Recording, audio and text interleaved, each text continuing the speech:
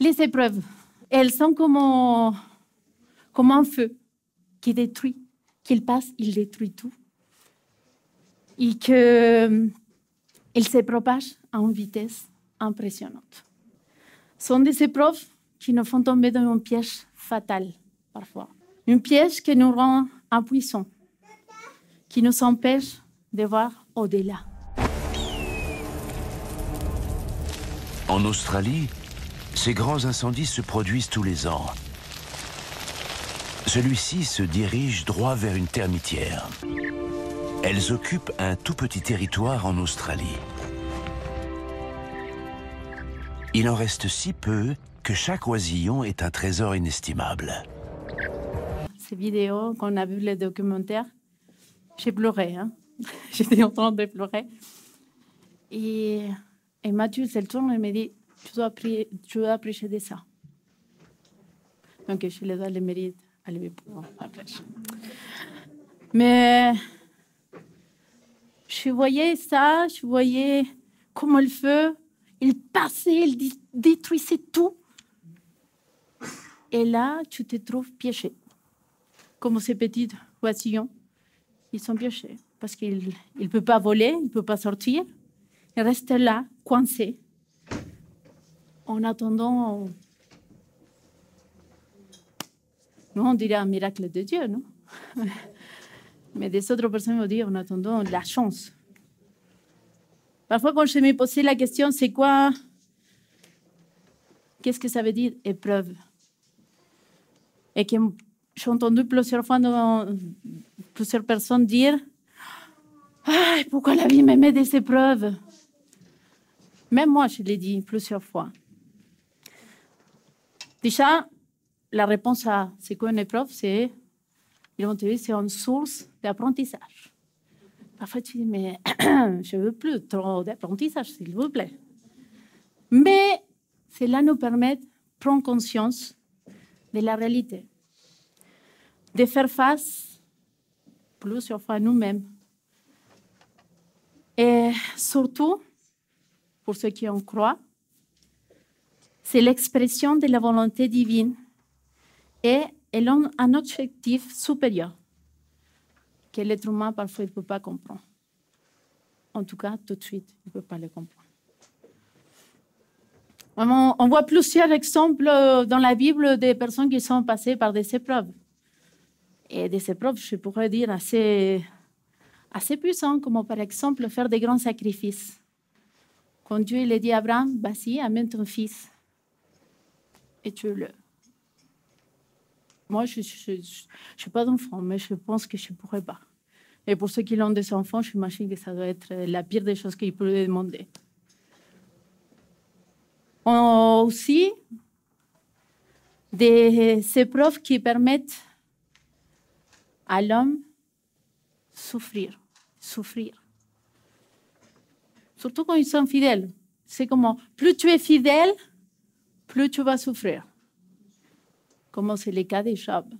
Il y a en Jacques, chapitre 1, versets 2 et 3, il dit, « Mes frères, regardez comment sujet des choix complète les diverses épreuves auxquelles vous pouvez être exposés, sachant que l'épreuve de votre foi produit la patience. » Je dis, « Waouh, c'est super joli.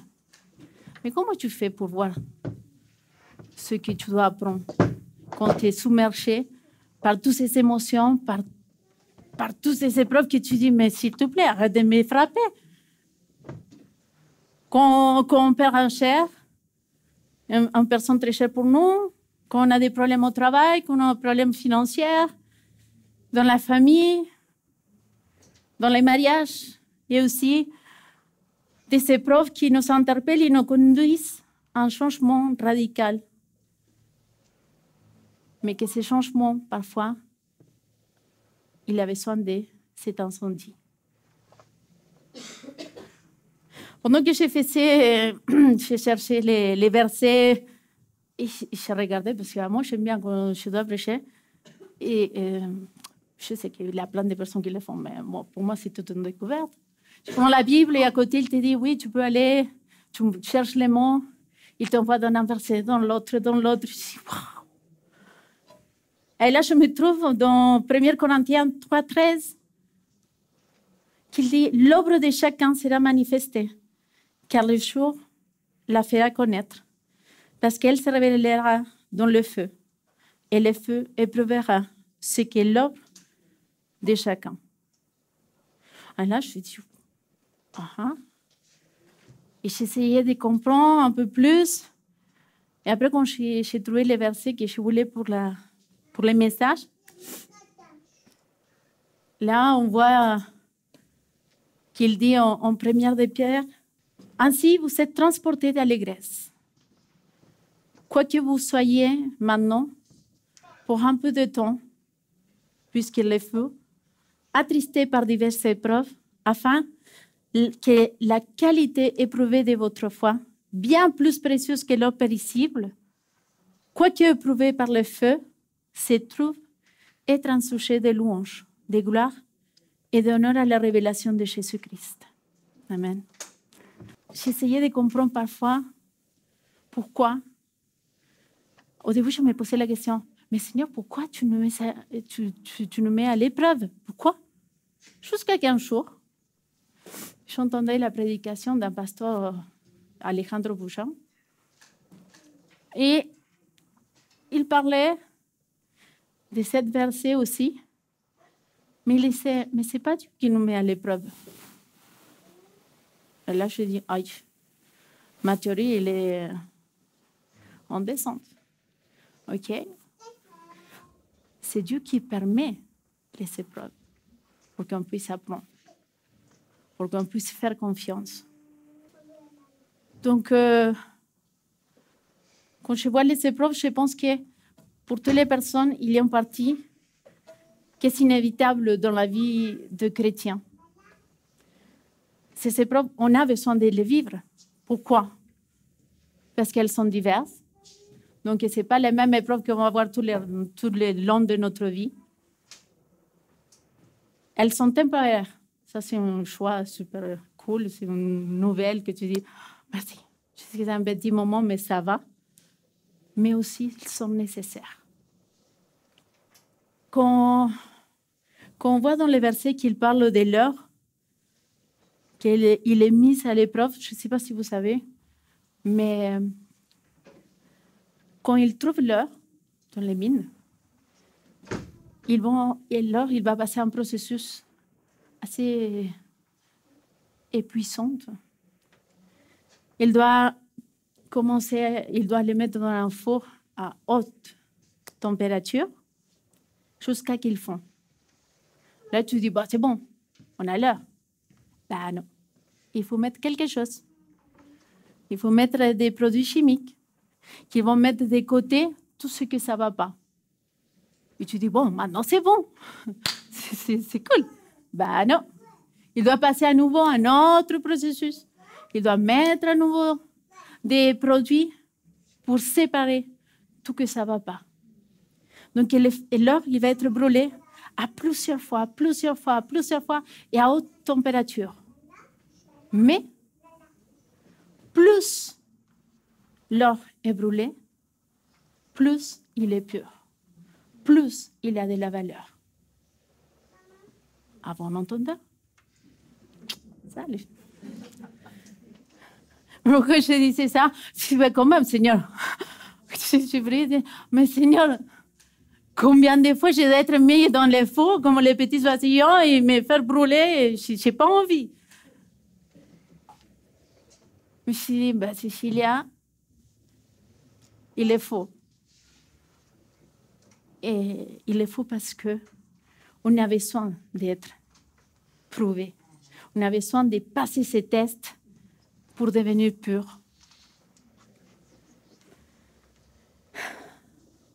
Quand on fait l'analyse des versets, il dit dans des diverses épreuves.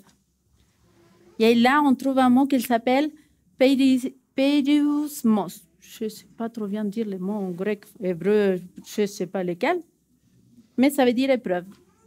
Donc, ça veut dire que, peu importe la situation, tu dois être éprouvé.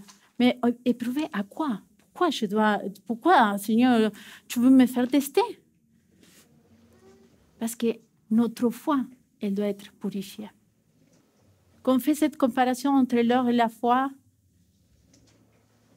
chez lycée, c'est OK. Tu veux que je comprenne quoi?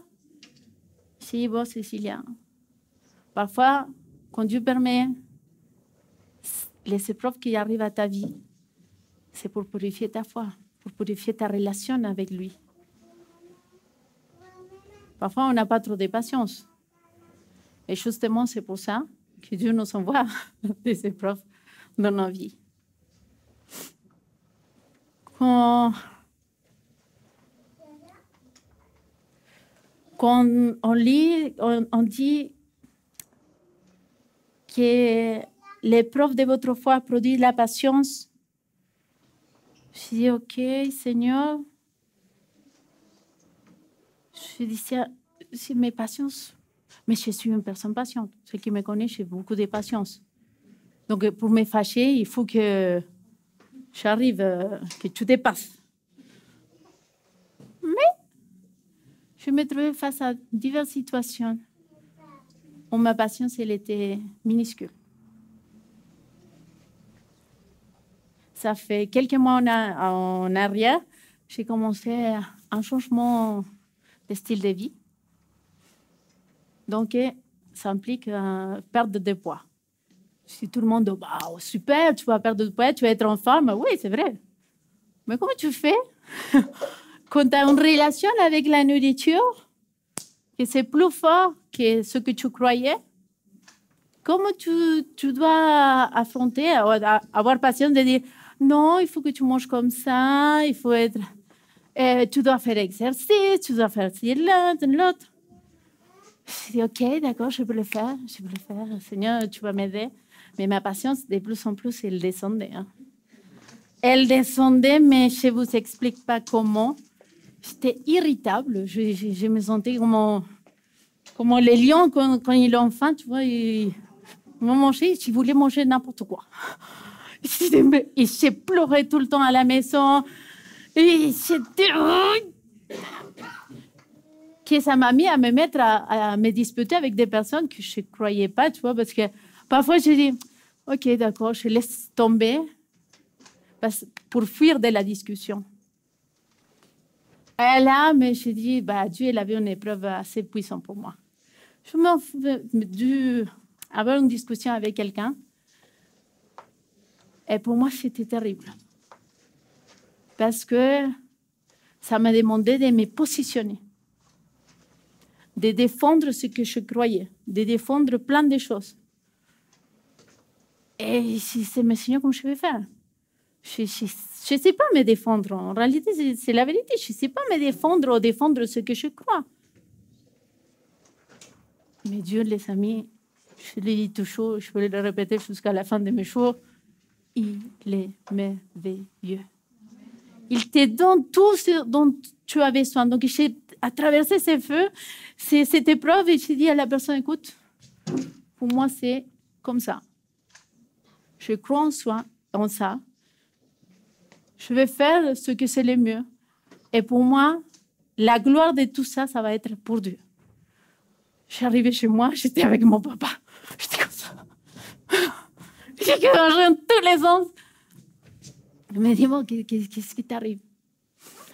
Donc, on sort tout ce qu'on a dans le cœur.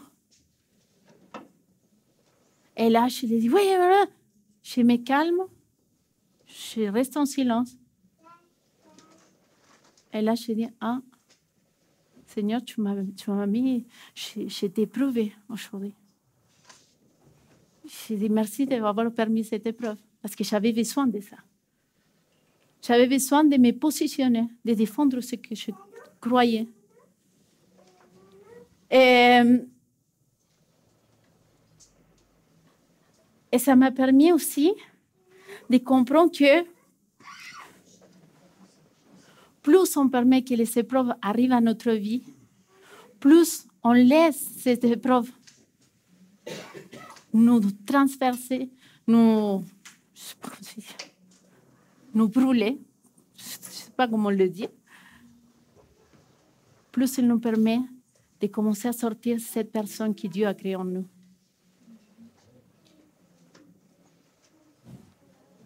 Les épreuves, ils ont aussi une perspective éternelle. On a besoin de cette épreuve pour arriver à cette vie éternelle que Dieu a préparée pour nous. Pour les perruches. Sur la terre brûlée, elles repèrent facilement leur mets préféré, des graines de graminées. Mieux encore, certaines plantes ont besoin du feu. Renaître à travers le feu. Quand j'ai vu la deuxième partie, j'étais... Mais quand j'ai vu ça, et je le voyais, et j'ai dit, bah, c'est ça. C'est ça ce que Dieu veut pour nous. C'est être détruit complètement de tout ce qui nous attache, de tout ce qui nous empêche d'aller plus loin avec lui, de tout ce qu'il peut mettre notre tête ailleurs et penser à n'importe quoi.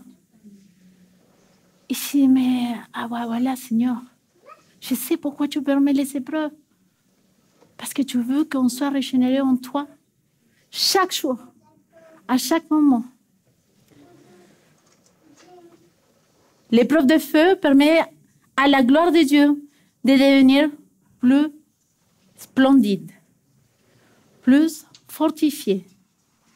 Et ils vont refléter l'amour de Dieu en nous. Que nous pouvons voir et comprendre que si Dieu nous permet de traverser cette épreuve, c'est parce qu'il a un plan meilleur pour nous. Et ça, c'est super chouette. Mais il faut avoir la patience. Et la patience, on la trouve avec les épreuves.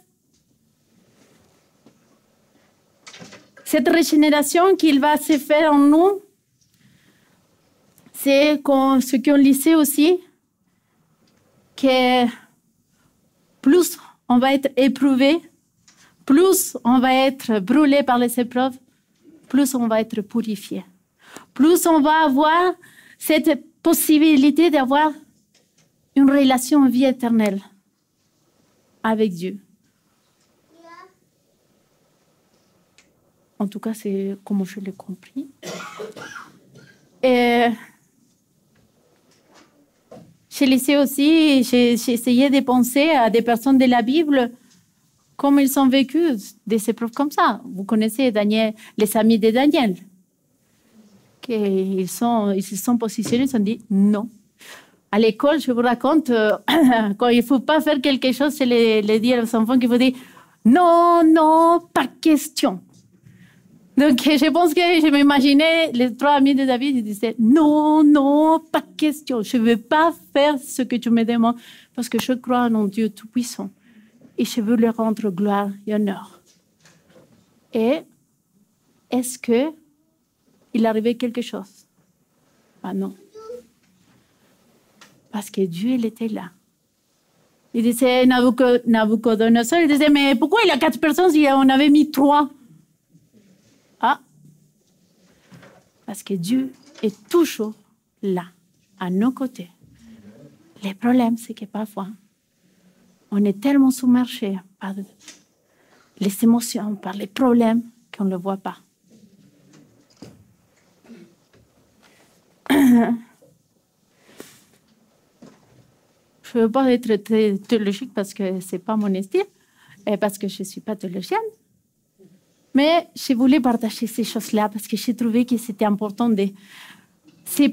La vie, ce n'est pas comme ça qu'on pense que, bah oui, c'est comme ça, l'univers. Non, non. Dieu, il a tout pensé. C'est pour ça que chaque fois qu'on regarde les vidéos, les documentaires, je dis, mais Dieu, toi, tu es un génie. Non, mais vraiment, quand je dis, mais toutes les choses que tu as créées, la personne que tu fais en nous, mais c'est impressionnant. Et quand je vois qu'à chaque fois que je dis, bah écoute, s'il y a des épreuves, qu'ils viennent, bah je suis là. Mais maintenant, j'ai des outils pour faire face à ces épreuves. Donc je vous partage ça parce que c'est super bien de dire, OK, comment on fait? Comment on peut faire chaque jour pour faire face? En première, faire confiance à qui? Faire confiance à? Ah, merci. OK, quand même. Faire confiance à Dieu et garder la foi, même quand on pense que c'est le pire des moments qu'on vit. Prier et chercher la force et la sagesse en Dieu. Rester dans la communauté. Ça, j'ai trop aimé. Parce que moi, j'adore venir à Vivo. Moi, j'adore venir à ma communauté, dans mon église, regarder et je peux vous dire que plein des épreuves que j'ai passées, j'étais soutenue par cette communauté. Et je rends gloire à Dieu pour ça. Et surtout, il faut voir les opportunités, et les épreuves comme des opportunités de croissance et de purification spirituelle. Comme des opportunités. J'ai trop aimé ça. Voir les épreuves comme des opportunités. Je ne peux pas dire plus que ça, je dire simplement que les épreuves sont inévitables. On a besoin. Parce que, comme l'or, on a besoin de devenir plus pur. Chacun d'entre nous, il a une valeur inestimable aux yeux de Dieu. Je vous souhaite vraiment que Dieu, que vous pouvez brûler comme l'or pour devenir la version la plus pure que Dieu l'a créée pour vous. Merci.